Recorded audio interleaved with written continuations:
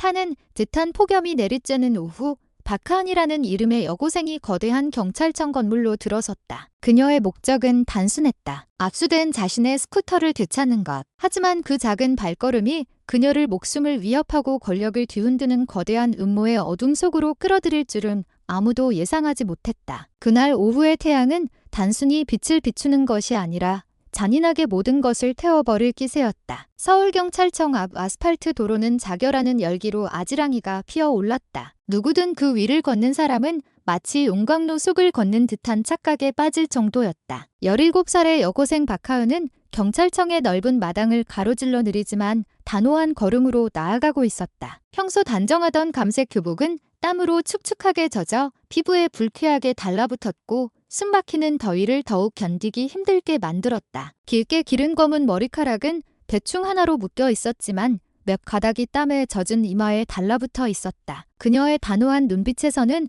오늘 이곳에 온 목적이 장난이 아님을, 자신의 권리를 찾기 위함임을 분명히 알 수 있었다. 검은 철제 난간으로 된 높은 정문 앞에는 몇몇 경찰들이 거만한 자세로 경비를 서고 있었다. 그들은 마치 그 문이 단순한 출입구가 아니라 평범한 시민과 오만한 권력 사이를 가르는 장벽이냐 굳건히 서 있었다. 그들 중 몇몇은 하은을 힐끗거리며 나지막이 속삭였다. 그들의 얼굴에 어린 비웃음은 희망에 찬 얼굴로 찾아오는 시민들을 얼마나 하찮게 여겨왔는지를 보여주었다. 하은은 그들의 시선을 애써 무시했다. 손에는 중요한 서류들이 담긴 짙은 파란색 파일을 굳게 쥐고 있었다. 손가락이 미세하게 떨렸지만 그것은 두려움 때문이 아니라 분노 때문이었다. 아무런 명확한 이유 없이 스쿠터를 압수당한 그날부터 그녀의 모든 발걸음은 오랫동안 비판으로부터 자유롭다고 여겨져 온 시스템에 대한 작은 저항이었다. 경찰청 마당은 관료주의의 전형적인 풍경으로 가득했다. 시민들은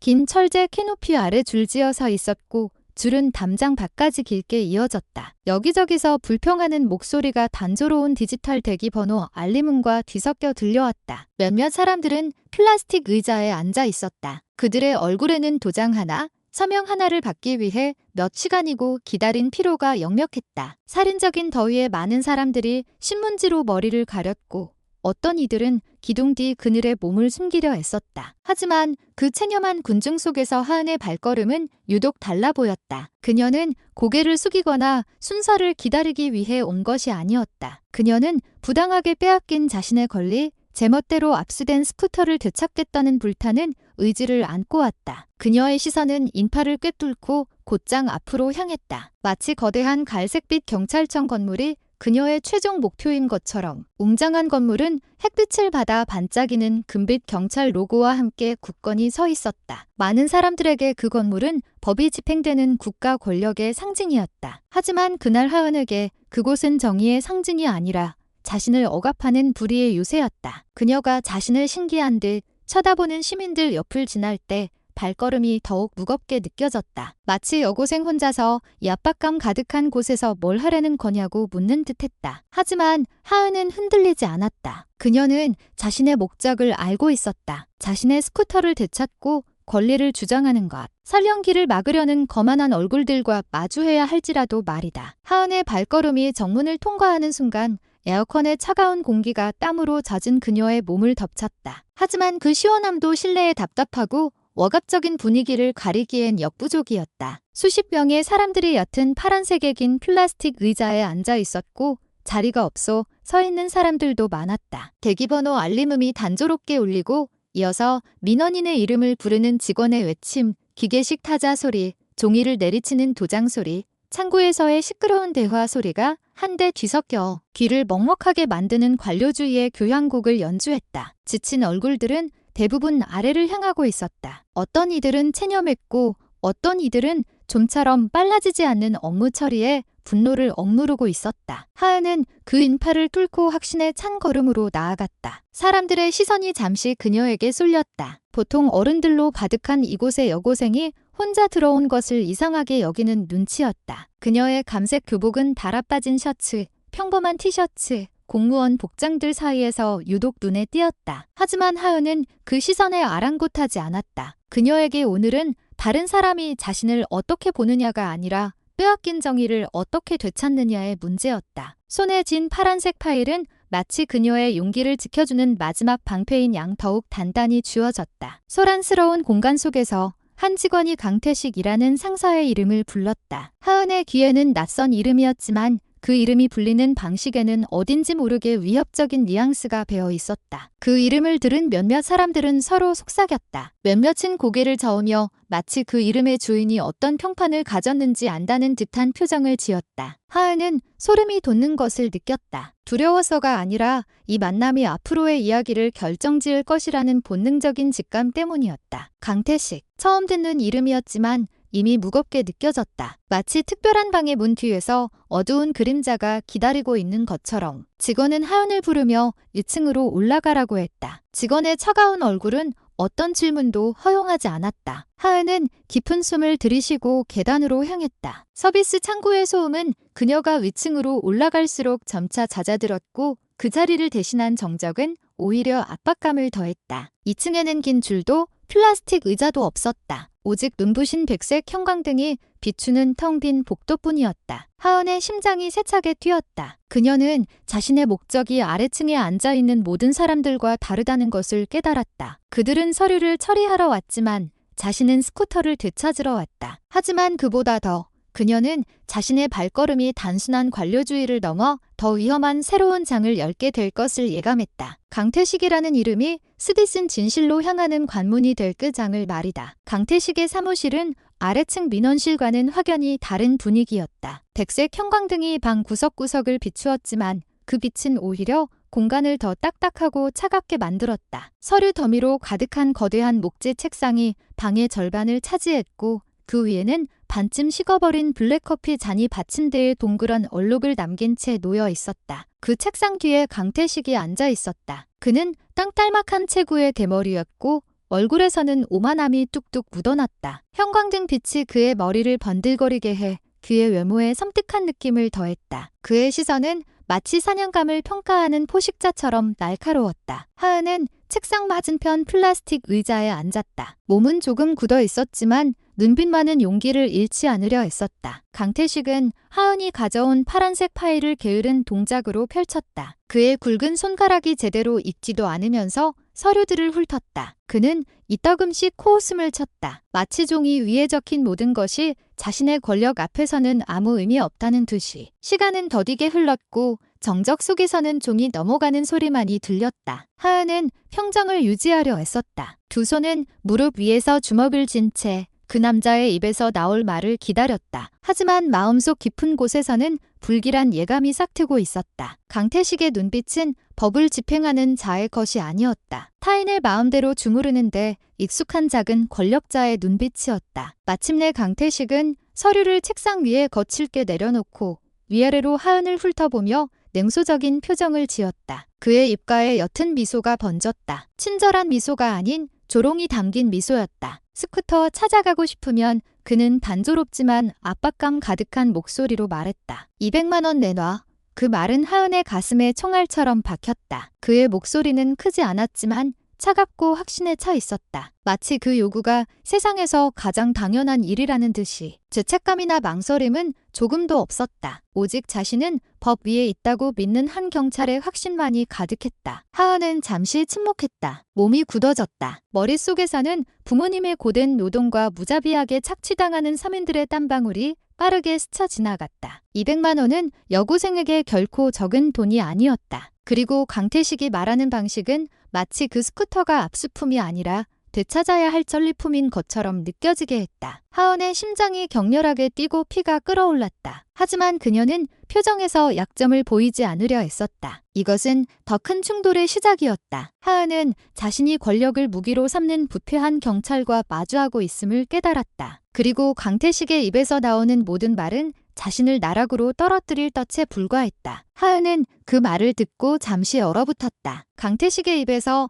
너무나도 쉽게 나온 200만 원이라는 액수는 아직 수입조차 없는 여고생에게는 따귀를 세게 맞은 듯한 충격이었다. 가슴이 오르락내리락 했고 분노를 참느라 숨이 가빴다. 그녀의 생각에 그 스쿠터는 가족의 피땀 어린 노력의 결실이었다. 더러운 돈과 맞바꿀 수 있는 몸값이 아니었다. 처음에는 망설이던 그녀의 눈빛은 이제 그녀 나이 또래에서는 보기 드문 용기로 가득 찬 날카로운 빛으로 변했다. 그녀는 자신이 권력을 쥔 경찰과 단둘이 이 방에 있다는 것을 알았다. 하지만 마음속 작은 목소리는 그 더러운 게임에 굴복하기를 거부했다. 마침내 하은은 떨리지만 단호함이 가득한 목소리로 입을 열었다. 돈 없어요. 그 스쿠터는 제 거지 몸값이 아니라고요. 그녀의 우렁찬 목소리가 조용했던 방을 울리는 듯했다. 그녀의 말은 단순한 거절이 아니라 그동안 힘없는 서민들을 침묵시켜온 시스템에 대한 저항이었다. 강태식은 피식 웃었다. 그의 목소리는 쉰 듯했고 마치 그런 거절을 약자들에게서 너무나 많이 들어 결국엔 굴복하는 모습을 봐왔다는 투였다. 하지만 이번에는 달랐다. 상대는 체념한 어른이 아니라 압박 속에서도 맞서 싸울 용기를 낸 여고생이었다. 다음 순간 하은은 누구도 쉽게 하지 못할 때다만 행동을 했다. 그녀는 검은 배낭에 손을 넣어 배터리가 절반밖에 남지 않은 스마트폰을 꺼냈다. 카메라를 켜고 강태식을 향해 겨누며 녹화를 시작했다. 아저씨가 힘없는 사람들한테 어떻게 하는지 모두가 알아야 해요. 그녀의 외침은 딱딱한 방 안에서 메아리 쳤다. 목소리는 떨렸지만 그것은 두려움 때문이 아니라 너무나도 고통스러운 불의에서 태어난 용기 때문이었다. 하은은 그 위험을 알고 있었지만 자존심을 잃으니 차라리 스마트폰을 잃는 쪽을 택했다. 강태식은 순간 침묵했다. 그의 표정이 어두워졌다. 작은 비웃음은 사라지고 눈에는 분노의 불꽃이 일었다. 그는 여고생 따위가 감히 자신의 영역에서 도전하리라고는 상상도 못했다. 그 영상이 퍼지기라도 하면 그의 평판에 흠집이 가고 그동안 감춰왔던 비리가 드러날 수도 있었다. 그 순간 방 안의 분위기가 돌변했다. 강태식의 냉소로 뜨거웠던 공기는 이제 숨막히는 긴장감으로 가득 찼다. 하은은 스마트폰을 든 채 굳건히 서 있었다. 그녀의 얼굴은 도전적으로 변했다. 반면 책상 뒤에 강태식은 본색을 드러내기 시작했다. 한 어린 소녀의 용기와 부패한 경찰의 오만함 사이의 싸움이 막 시작된 것이다. 강태식의 얼굴이 순식간에 시뻘개졌다. 목에 핏대가 섰고 눈은 마치 기름을 부은 불씨처럼 타올랐다. 그는 조금의 망설임도 없이 크고 거친 손으로 하은의 손에서 스마트폰을 낚아챘다. 그의 움직임은 빠르고 난폭했으며 감정에 가득 차 있었다. 강태식은 온 힘을 다해 스마트폰을 바닥에 내동댕이 쳤다. 액정이 산산조각 나며 날카로운 소리가 울려 퍼졌고 작은 유리 파편들이 방바닥에 흩어졌다. 하은의 용기의 증인이 되어야 했던 물건이 이제 형체도 없이 부서져 버렸다. 마치 그 소녀의 자존심마저 꺾어버리려는 듯이 하은은 숨을 참을 수밖에 없었다. 몸이 굳었다. 방금 전까지 저항의 무기였던 스마트폰이 폐허가 된 것을 보고 눈이 휘둥그레졌다. 얼굴은 창백했지만 눈빛은 아직 완전히 꺼지지 않았다. 그녀가 반응할 틈도 없이 몇 초 만에 거센 따귀가 그녀의 얼굴에 날아들었다. 짝 하는 소리가 방 안에 울려 퍼졌고 귀까지 번지는 타는 듯한 고통이 뒤따랐다. 하은의 입술이 터져 선혈이 흘러내렸고 턱을 타고 내려와 하얀 교복 셔츠를 적셨다. 소녀는 비틀거리며 의자에서 거의 넘어질 뻔했지만 떨리는 손으로 간신히 몸을 지탱했다. 방금 전까지 긴장감만 감돌던 방은 이제 잔인한 웃음소리로 가득 찼다. 아까부터 조용히 앉아 이 광경을 지켜보던 다른 경찰들이 박장대소하기 시작했다. 마치 우스꽝스러운 쇼를 보는 것 같았다. 그들의 웃음소리는 공감이라곤 찾아볼 수 없는 차가운 소리였다. 그것은 도덕적 부패가 그곳에 얼마나 깊이 뿌리내렸는지를 반영했다. 그들은 하은의 고통을 즐겼고 조롱거리로 삼았다. 마치 그녀의 입술에서 흐르는 피가 그저 농담에 불과하다는 듯이 누구 하나 강태식을 말리려 하지 않았다. 오히려 그들의 눈빛은 그의 폭력을 지지하고 정당화했다. 하은은 고개를 숙였다. 입가에서는 여전히 피가 흘렀다. 숨이 가빴다. 하지만 육체적 나약함 뒤에서 그녀의 마음은 비명을 지르고 있었다. 그녀는 저항 가득한 눈빛으로 강태식을 노려보았다. 얼굴은 이미 붉게 부어오르고 옥신거렸지만 강태식은 꼿꼿이 서 있었다. 감정 때문에 가슴이 오르락내리락했다. 주위에서는 여전히 잔인한 웃음소리가 울려 퍼졌다. 이 장면은 한 소녀로서의 하은에 대한 모욕일 뿐만 아니라 폭정에 맞서 싸울 용기를 낸 모든 힘없는 시민에 대한 모욕이었다. 그날 오후 경찰서 사무실은 야만적인 무대로 변했다. 법은 발가벗겨지고 한 부패 경찰의 오만함이 그 자리를 대신했다. 하지만 강태식의 분노는 아직 꺼지지 않은 듯했다. 그는 거친 손으로 하은의 길고 검은 머리채를 움켜쥐었다. 마치 두피를 뜯어낼 듯이 세게 잡았다. 그 힘이 너무나 강해 하은의 몸이 의자에서 들려 올라갔고 그녀는 속수무책으로 비틀거렸다. 입에서는 여전히 피가 흐르는 가운데 희미한 비명이 터져나왔다. 강태식은 거친 걸음으로 그녀를 벽 쪽으로 끌고 갔다. 그는 여고생을 인간이 아닌 마음대로 끌고 다닐 수 있는 하찮은 인형처럼 다루었다. 순식간에 하은의 머리가 경찰서의 단단한 벽에 부딪혔다. 충돌음이 목격자 없는 방 안에 선명하게 울려 퍼졌다. 복도를 지나가던 몇몇 사람들이 걸음을 멈추고 놀란 얼굴로 돌아보았다. 하지만 누구 하나 감히 다가서지 못했다. 그들은 그저 얼어붙은 채 서 있을 뿐이었다. 어떤 이들은 못 본 척했고 어떤 이들은 휘말리기 싫다는 듯 고개를 숙였다. 갈색 제복에 대한 두려움이 고문당하는 소녀에 대한 공감보다 더 컸다. 이것이 바로 부패한 권력에 대한 힘없는 시민들의 공포의 민낯이었다. 마침내 하은의 몸이 풀려나 단단한 바닥으로 쓰러졌다. 숨이 찼다. 주위 세상이 빙빙 돌았다. 시야가 흐려지고 귀에서는 이명이 들렸으며 몸이 떨렸다. 숨을 쉴 때마다 고통스러웠다. 마치 공기가 폐로 들어오기를 거부하는 것 같았다. 하지만 육체는 쇠약해졌음에도 그녀의 남은 눈빛에는 여전히 작은 불씨가 타오르고 있었다. 그 불씨는 꺼지기를, 야만성에 굴복하기를 거부했다. 쓰러져 온몸이 멍투성이가 된 여고생은 여전히 연약한 몸보다 훨씬 더 큰 용기를 품고 있었다. 강태식은 그 광경을 잔인한 미소를 지으며 꼿꼿이 서서 내려다보았다. 그의 얼굴은 붉어졌고 눈은 자신의 행동에 대한 자부심으로 가늘어졌다. 마치 그곳의 지배자가 누구인지를 방금 보여준 것 같았다. 강태식에게 하은은 인간이 아니라 언제든 밟아버려도 되는 작은 벌레에 불과했다. 그의 잔인한 웃음소리가 다시 울려 퍼졌고 여전히 구경하던 다른 경찰들의 억눌린 웃음소리와 합쳐졌다. 정의의 보루가 되어야 할 경찰서 사무실은 대낮의 고문 현장으로 변했고 그곳에 있던 모든 이들은 마치 진실보다 두려움이 더 소중하다는 듯 침묵을 택했다. 병원의 하얀 침대에 하은은 수액 주삿바늘을 팔에 꽂은 채 힘없이 누워 있었다. 얼굴은 멍투성이었고 입술은 터져 있었으며 마른 핏자국이 입가에 남아 있었다. 부어오른 눈은 참을 수 없는 고통에 이따금씩 감겼다. 간호사들이 분주히 오갔지만 병실은 여전히 조용했다. 마치 모두가 말하기를 꺼리는 것 같았다. 그 침묵 속에서 끔찍한 소식이 수많은 전장에서 명성을 떨친 육군 대장 박진우의 귀에 들어갔다. 그러나 이번에 그는 보고를 해야 할 기관으로부터 소식을 들은 것이 아니라 하은이 끔찍한 상태로 구급차에 실려가는 것을 직접 목격한 이웃으로부터 들었다. 그 소식은 총알보다 더 깊숙이 그의 심장을 관통했다. 박진우는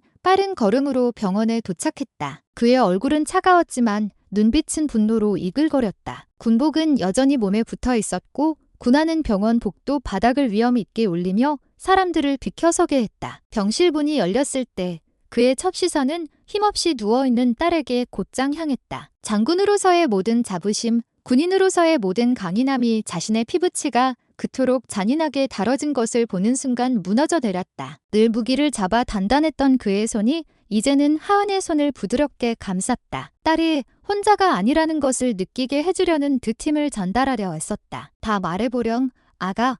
박진우는 분노를 억누르며 낮고 갈라진 목소리로 말했다. 처음에는 조용히 울기만 하던 하은은 마침내 입을 열기 시작했다. 그녀의 말은 통제하기 힘든 흐느낌에 끊겼지만 그녀의 입에서 나오는 모든 세부사항은 박진우의 가슴에 불을 지폈다. 그녀는 강태식이 어떻게 돈을 요구했는지, 어떻게 스마트폰을 빼앗아 부쉈는지, 어떻게 무자비한 폭행이 가해졌는지, 심지어 다른 경찰들은 그녀가 고문당하는 것을 보며 웃기만 했는지 이야기했다. 모든 문장이 아버지의 심장을 찌르는 비수였다. 박진우는 터져나오려는 감정을 억누르며 굳은 얼굴로 들었다. 박진우의 심장은 불탔고 가슴은 거대한 돌에 짓눌린 듯했다. 전장에서 부대를 지휘하던 시절의 기억이 스쳐 지나갔다. 하지만 그 어떤 적국의 군인도 그를 이토록 분노하게 한 적은 없었다. 이번에 고문당한 것은 군인도 이름 모를 시민도 아닌 바로 자신의 딸이었다. 그는 마음속으로 이 일을 결코 그냥 넘어가지 않겠다고 맹세했다. 강태식의 얼굴이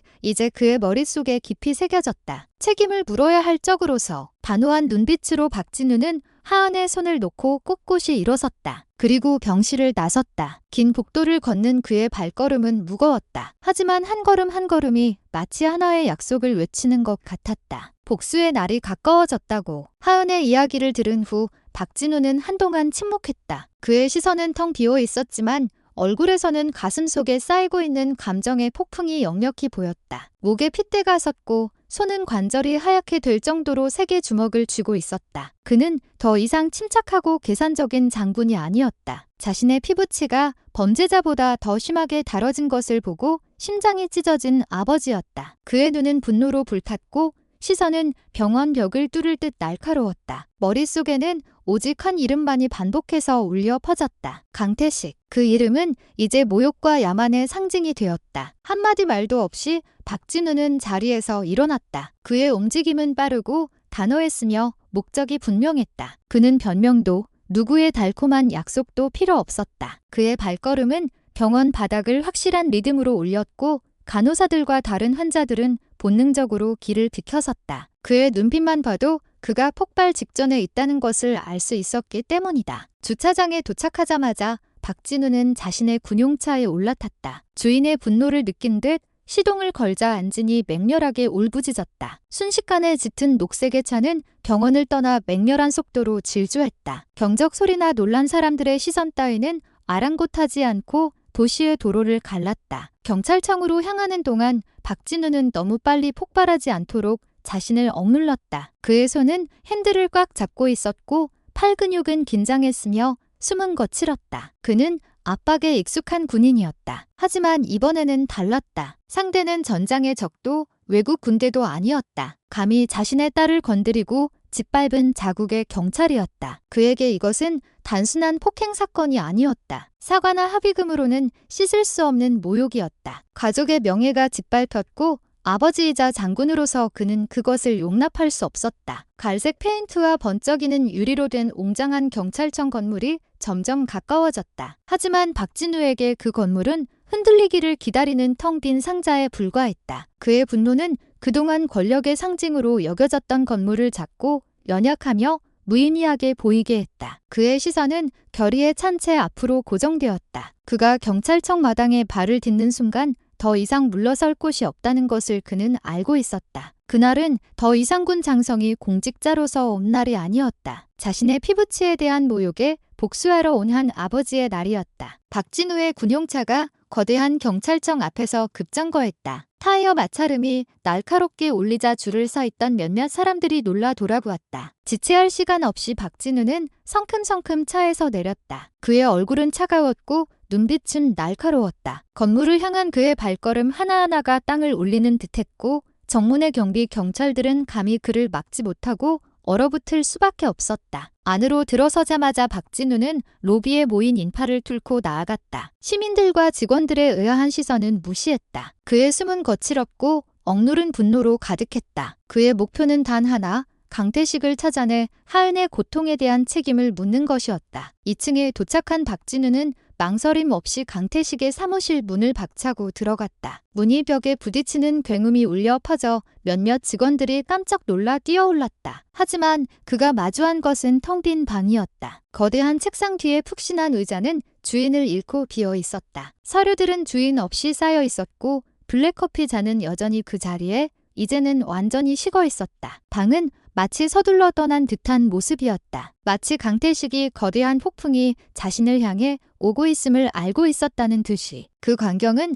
박진우의 분노를 폭발시켰다. 그는 주먹을 쥐었고 가슴이 오르락내리락했다. 마치 그 텅 빈 방이 자신의 인내심을 시험하기 위해 설치된 조롱처럼 느껴졌다. 방 밖에서는 다른 경찰들이 바쁜 척하고 있었다. 어떤 이는 고개를 숙이고 무언가를 썼고 어떤 이는 서류를 들고 서성였다. 하지만 그들이 박진우의 시선을 피하려 애쓰는 것은 분명했다. 누구 하나 감히 그의 눈을 마주치거나 강태식이 어디로 갔는지 알려주려 하지 않았다. 가식으로 가득 찬 그 침묵은 박진우의 감정을 더욱 자극했다. 그에게 그들의 태도는 단순한 두려움이 아니라 무언가를 은폐하고 있다는 신호였다. 그는 소리치고 싶었고 그 부패한 경찰과 한패인 자가 누구든 두들겨 패고 싶었다. 하지만 그는 참았다. 그의 눈은 긴 복도를 훑으며 하나의 대답, 가슴 속 불길을 잠재울 하나의 해명을 기다렸다. 그때 복도 끝에서 육중한 발소리가 들려왔다. 제복을 완벽하게 차려입은 한 남자가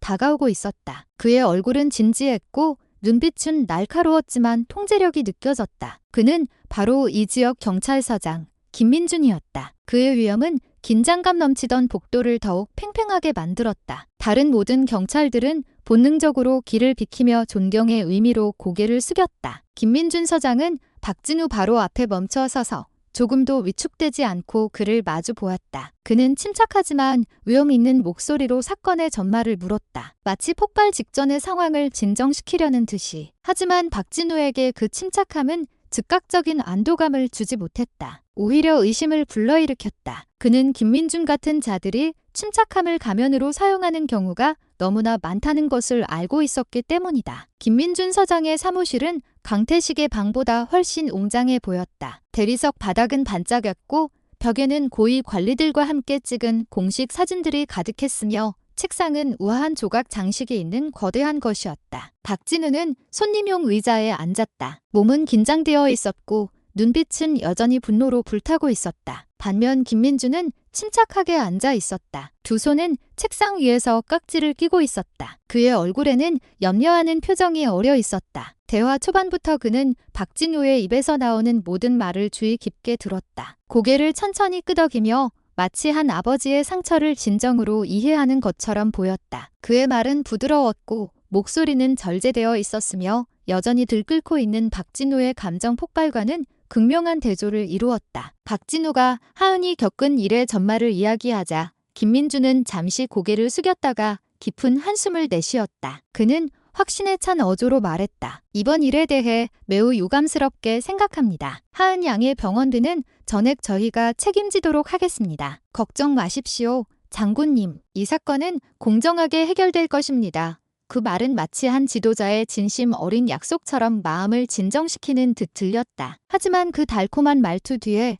그의 눈빛에는 어딘가 이상한 것이 숨어 있었다. 잠깐 스쳐 지나간 차가운 섬광이 있었다. 그가 말로 표현한 염려와는 어울리지 않는 섬광이었다. 박진우는 그 침착함을 꿰뚫어 보려는 듯 오랫동안 그를 응시했다. 그는 전장에서 적의 얼굴을 읽는데 익숙한 군인이었고 그의 본능은 무언가 잘못되었다고 말하고 있었다. 너무나 완벽한 염려의 표정은 오히려 의문을 자아냈다. 왜 경찰서장이 그렇게 빨리 해결책을 약속하는가? 왜 그는 부하가 저지른 잔인한 폭력에 대한 법 집행보다 병원비 얘기를 먼저 꺼내는가? 박진우는 의도적으로 숨겨진 또 다른 진실의 층이 있다고 느꼈다. 딸에 대한 폭행보다 훨씬 더 큰 무언가가. 더 이상 말을 보태지 않고 박진우는 일어섰다. 그의 얼굴은 여전히 굳어 있었고 눈은 의심으로 가득했다. 그는 그 달콤한 약속에 응답하지 않고 무거운 발걸음으로 방을 나섰다. 그의 등 뒤에서 거대한 나무 문이 천천히 닫히며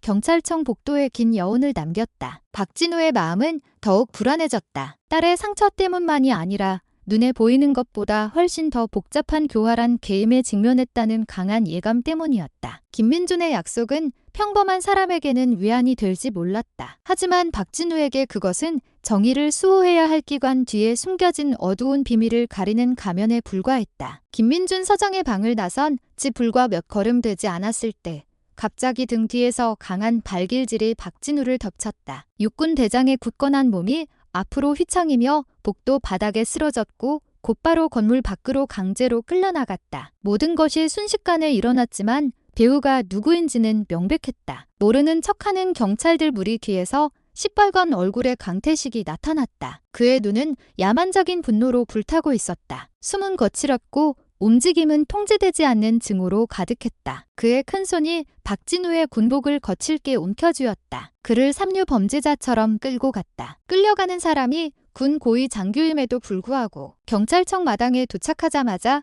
강태식은 박진우에게 주먹을 퍼붓기 시작했다. 거친 주먹이 박진우의 얼굴과 몸에 날아들었고 입가에서 피가 흘러나왔다. 업무를 보던 수십 명의 시민들의 눈이 그 부끄러운 장면에 놀라 쏠렸다. 그들은 침묵했다. 육군 대장이 경찰에게 대중 앞에서 무자비하게 구타당하는 것을 믿을 수 없었다. 몇몇은 돕기 위해 나서고 싶었지만 마당을 지배하는 갈색 제복에 의해 그들의 용기는 잠겨버렸다. 두려움은 그들을 그저 폭력이 눈앞에서 벌어지는 것을 지켜보게만 만들었다. 강태식의 목소리가 군중 속에서 우렁차게 울려 퍼졌다. 까불면 내 놈도 내 딸년처럼 될 줄 알아. 그의 외침은 위협과 모욕으로 가득했다. 그 말은 박진우뿐만 아니라 듣는 모든 이에게 공포를 심어주기 위해 의도적으로 내뱉어졌다. 강태식에게 이것은 자신이 건드릴 수 없는 존재이며 자신의 권력이 심지어 장군까지도 보일 수 있다는 것을 보여주는 방법이었다. 그의 뒤에 서 있던 몇몇 경찰들의 냉소적인 웃음이 끔찍한 분위기를 더했다. 마치 그 장면이 힘없는 시민들 앞에서 펼쳐지는 권력의 무대인 양. 박진우는 잠시 쓰러져 있었다. 얼굴은 피투성이었고 연이은 구타로 몸은 쇠약해졌다. 하지만 그 나약함 뒤에 그의 눈에는 아직 꺼지지 않은 불씨가 남아 있었다. 지켜보던 시민들은 수군거리기 시작했다. 그들의 두려움은 연민과 뒤섞였다. 경찰청 마당은 오만과 명예 사이의 싸움터로 변했다. 강태식은 가슴을 펴고 서서 상대를 굴복시켰다고 확신했다. 반면 박진우는 다른 눈빛으로 천천히 일어섰다. 상처 입은 아버지의 눈빛뿐만 아니라 모든 모욕을 온 힘을 다해 갚아줄 준비가 된 군인의 눈빛으로. 단단한 땅 위에 박진우는 온몸에 상처를 입은 채 쓰러져 있었다. 숨은 거칠었고 입술과 관자놀이에서 흐르는 피가 그가 입고 있던 군복을 붉게 물들였다. 몇 초 동안 그는 온몸을 덮치는 고통을 참으며 가만히 있었다. 지켜보던 시민들은 그 장군이 부패한 경찰의 오만함 앞에 굴복하리라 생각하기 시작했다. 하지만 박진우의 가슴 속에는 그 어떤 주먹으로도 끌 수 없는 불씨가 있었다. 천천히 그의 굳건한 몸이 움직이기 시작했다. 그는 손을 짚고 떨면서 일어섰고 잠시 굽었던 등을 폈다. 그의 시선이 날카롭게 변했다. 더 이상 희생자의 눈빛이 아니었다. 잠에서 막 깨어난 사자의 시선이었다. 가슴을 펴고 서 있던 강태식의 얼굴에서 갑자기 냉소적인 미소가 사라졌다. 그는 박진우가 일어나는 것을 보고 잠시 놀랐지만 물러서기에는 너무 오만했다. 그가 앞으로 나서는 순간 박진우의 손에서 날아온 강한 주먹이 날아들었다. 그 주먹은 강태식의 얼굴에 정확히 명중했고 전장에서 적을 쓰러뜨리는데 익숙한 군인의 온 힘이 실려 있었다. 강태식의 몸이 뒤로 날아가 비틀거리며 거의 넘어질 뻔했다. 지켜보던 시민들은 그들이 그토록 두려워하던 부패 경찰이 눈앞에서 반격당하는 것을 보고 믿을 수 없다는 듯 경악했다. 박진우는 거기서 멈추지 않았다. 그는 먹이를 덮치는 호랑이처럼 빠르게 전진했다. 강태식의 몸은 엄청난 힘에 밀려 경찰청 마당의 검은 철제 울타리에 부딪혔다. 쾅 하는 굉음이 울려 퍼졌다. 튼튼했던 울타리가 부서지고 몇 군데가 부러지면서 박진우가 풀어놓은 분노가 얼마나 엄청난지를 보여주었다. 강태식은 고통에 얼굴을 찡그리며 쓰러졌고 다른 경찰들은 감히 움직이지 못하고 얼어붙었다. 그 장면은 더 이상 단순한 싸움이 아니었다. 그동안 법 위에 군림한다고 믿었던 한 부패 경찰의 위엄이 무너지는 상징이었다. 이어서 박진우의 목소리가 경찰청 마당을 가득 채웠다. 이런 놈은 국민의 보호자가 아니라 국민의 적이다. 그의 외침은 위용과 타오르는 분노로 가득했다. 지켜보던 시민들은 수군거리기 시작했고 어떤 이는 고개를 숙였으며 어떤 이는 다른 눈빛으로 고개를 들었다. 박진우의 용기는 오랫동안 묻혀있던 정신, 그들이 그동안 받아온 불의에 맞서 싸우려는 정신의 불을 지폈다. 그 뜨거운 대낮, 경찰청 마당은 한 장군이 자신의 딸을 지키기 위해서뿐만 아니라 늘 권력에 짓밟혀 온 힘없는 시민들의 명예를 지키기 위해 일어선 작은 역사의 무대로 변했다. 박진우가 강태식을 쓰러뜨린 후 터져나왔던 시민들의 환호성이 서서히 잦아들었다. 그 소란 속에서 대부분의 사람들의 눈에 띄지 않은 수상한 움직임이 있었다. 사복 차림의 몇몇 남자들이 군중 사이에 서서 가방 뒤에 숨긴 최신 스마트폰과 소형 카메라를 들고 있었다. 그들은 환호하지도 놀란 표정을 짓지도 않았다. 대신 그들은 사건의 모든 순간을 촬영하고 녹화한 뒤 조용히 경찰청 옆 골목으로 사라졌다. 그들의 움직임은 침착하고 계산적이었다. 마치 구경꾼이 아니라 무언가를 확인하기 위해 파견된 감시자들 같았다. 마당 한가운데 굳건히 서 있던 박진우는 즉시 그 이상함을 감지했다. 군인의 본능은 그를 비정상적인 움직임에 민감하게 만들었다. 그의 시선은 그 미스터리한 남자들이 시야에서 사라질 때까지 그들의 발걸음을 쫓았다. 그의 심장은 더 세차게 뛰었다. 이 사건이 강태식과의 결투로 끝나지 않을 것임을 알았기 때문이다. 배후에서 움직이는 다른 손들이 있었다. 술에 취한 대머리 경찰보다 훨씬 더 강력한 손들이. 순식간에 그의 분노는 더욱 강해진 의심과 뒤섞여 자신이 방금 위험한 게임에 소굴로 들어섰다는 확신을 형성했다. 김민준 서장의 이름이 박진우의 뇌리에 무시할 수 없는 성광처럼 떠올랐다. 방금 사장실에서 들었던 달콤한 약속의 말들이 이제는 더욱 가짜처럼 들렸다. 그는 과거의 귓가에 들려왔던 어둠의 사업을 장악할 뿐만 아니라 국가기관에까지 침투한 마피아 조직에 대한 옳은 소문들을 떠올렸다. 고위 장교, 관리, 경찰 모두가 법에 손길이 닿지 않는 비밀의 고리로 묶여 있었다. 강태식은 단지 더러운 일을 하기 위해 사용되는 거친 인형에 불과했다. 반면 진짜 배우는 계급과 직위 뒤에 숨어 있었다. 이 모든 것이 박진우에게 끔찍한 한 가지 사실을 깨닫게 했다. 하은은 단지 스쿠터가 압수되었거나 부패한 경찰에 저항했다는 이유만으로 희생양이 된 것이 아니었다. 그녀는 의도적으로 표적이 되었고 그가 그 거대한 비밀을 더 깊이 파헤치지 못하도록 압박하는 도구로 사용되었다. 하은의 얼굴에 난 상처는 단지 한 경찰의 야만성 때문이 아니었다. 그것은 거대한 조직이 한 장군에게 보낸 메시지였다. 멈추지 않으면 내 가족이 파괴될 것이다. 그 깨달음은 박진우의 피를 더욱 끓어오르게 했다. 그에게 이것은 더 이상 한 아이를 지키는 문제가 아니었다. 내부에서부터 국가를 갉아먹는 어두운 음모와의 전쟁이었다. 격동의 하루가 지난 그날 밤, 박진우는 자신의 서재에 홀로 앉아 있었다. 작은 탁상등이 희미하게 켜져 그의 멍든 얼굴을 비추었다. 그는 방금 관자놀이에 피를 닦아냈지만 육체적 고통은 머리를 짓누르는 생각의 무게에 비할 바가 아니었다. 갑자기 그의 군용 전화기가 울렸다. 모르는 번호였다. 신원 없이 낯선 숫자들만 나열되어 있었다. 박진우는 조심스럽게 전화를 받았다. 귀는 쫑긋 세워졌고 가슴은 세차게 뛰었다. 수화기 너머에서 낮고 차가운 목소리가 들려왔다. 당신은 뱀의 소굴을 건드렸어? 장군. 강태식은 입구에 불과해. 김민주는 아군이 아니야. 그놈이 배후 조종자다. 그 말은 가까운 거리에서 발사된 총알처럼 박진우의 귀를 꿰뚫었다. 박진우는 침묵했다. 그의 손은 관절에서 삐걱거리는 소리가 날 정도로 세게 주먹을 쥐었다. 김민준이라는 이름은 이제 더 이상 단순한 그림자가 아니었다. 그의 모든 의심에 대한 해답이었다. 갑자기 그가 겪었던 모든 사건의 조각들이 머릿속에서 완벽하게 맞춰졌다. 김민준의 서재에서의 달콤한 약속, 염려하는 척하는 태도, 그리고 너무나 완벽했던 침착함. 모든 것이 연극이었다. 심지어 경찰청 마당에서 벌어진 강태식의 노골적인 폭력조차도 단순한 야만적인 행동이 아니라 자신을 보이고 압박하기 위한 거대한 시나리오의 일부였다. 이 모든 것은 우연이 아니었다. 더 높은 권력에 의해 움직이는 체계적인 계획이었다. 박진우가 그 말들을 곱씹을수록 자신이 상대하는 것이 몇몇 불량 경찰들의 집단이 아니라는 것이 더욱 분명해졌다. 그는 잘 조직된 네트워크와 싸우고 있었다. 경찰, 관리,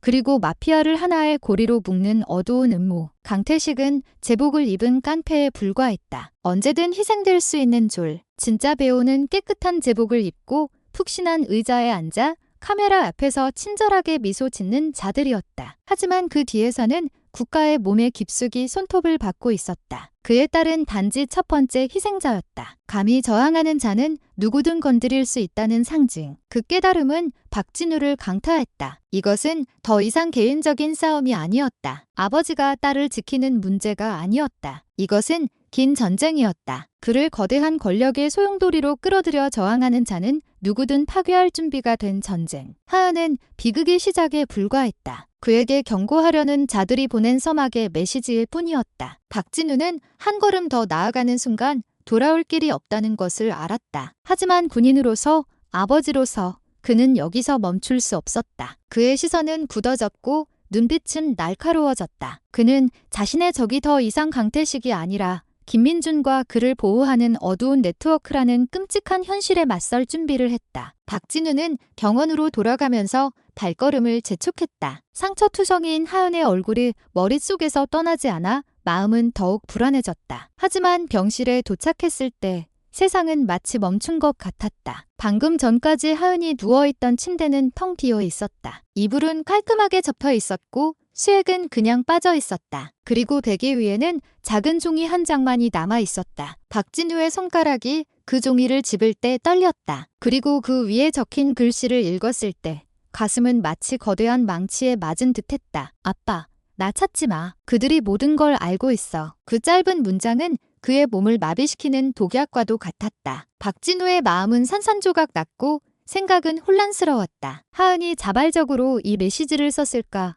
아니면 그녀를 납치한 자들에게 강요당했을까? 그녀는 아직 살아있을까? 아니면 그동안 제복 뒤에 숨어있던 자들의 인질이 되었을까? 그 질문들이 끊임없이 그의 머리를 강타하며 숨을 더욱 가쁘게 만들었다. 박진우는 그 종이를 거의 찢어질 정도로 세게 움켜쥐었다. 손등에 핏줄이 섰다. 외환이 되는 답은 없었다. 방금 전까지 지켜주겠다고 약속했던 아이가 흔적도 없이 사라졌다는 쓰라린 현실만이 남았다. 박진우가 병원을 나설 때 그의 시선은 마당의 어두운 그림자에 멈췄다. 짙은 색 유리로 된 검은 SUV 여러 대가 시동을 켠 채 조용히 주차되어 있었다. 헤드라이트는 의도적으로 꺼져 있었다. 누구 하나 내리지는 않았지만 그 존재만으로도 충분한 신호가 되었다. 그것은 평범한 방문객의 차가 아니었다. 그의 모든 움직임을 감시하는 자들의 것이었다. 가로등 불빛이 깜빡이며 섬뜩한 분위기를 더했다. 축축한 밤 공기가